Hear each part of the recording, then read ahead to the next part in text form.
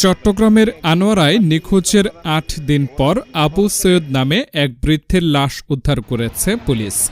বুধবার ১৭ ডিসেম্বর সকাল ৭:৩০টার দিকে আনোয়ারা উপজেলা খাদ্য গুদামের পাশের একটি জলাশয়ে ভাসমান অবস্থায় লাশটি দেখতে পান স্থানীয়রা। পরে খবর পেয়ে আনোয়ারা থানা পুলিশ ঘটনাস্থলে গিয়ে লাশ উদ্ধার করে।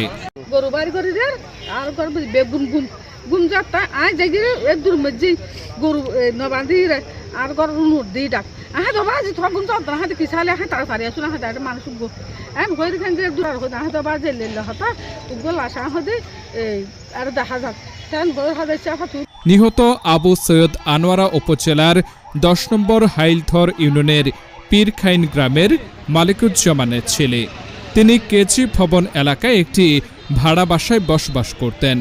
পরিবার সূত্রে জানা যায়, গত ৯ ডিসেম্বর আবু সৈয়দ ভাড়া বাসা থেকে বের হয়ে আর ফিরে আসেননি। এরপর স্বজনরা বিভিন্ন স্থানে খোঁজাখুঁজি করেও তার কোনো সন্ধান পাননি। নিহতের পরিবার আরও জানায়, আবু সৈয়দ দীর্ঘদিন ধরে মানসিক সমস্যায় ভুগছিলেন। গ্রামগঞ্জ যত জায়গা আছে সবগুলো জায়গাতে আমরা গেছি। আমার ভাই গেছে, আমি গেছে, এমনকি আমার এলাকার এমন কোনো লোক নেই পূজা নেই, সবাই গেছে।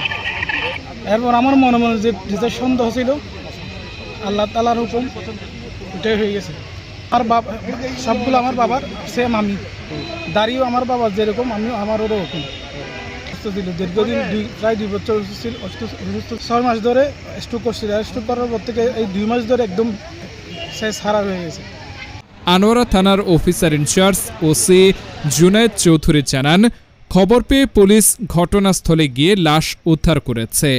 আইনি প্রক্রিয়া শেষে ময়নাতদন্তের জন্য লাশ চট্টগ্রাম মেডিকেল কলেজ হাসপাতালের মর্গে পাঠানো হবে।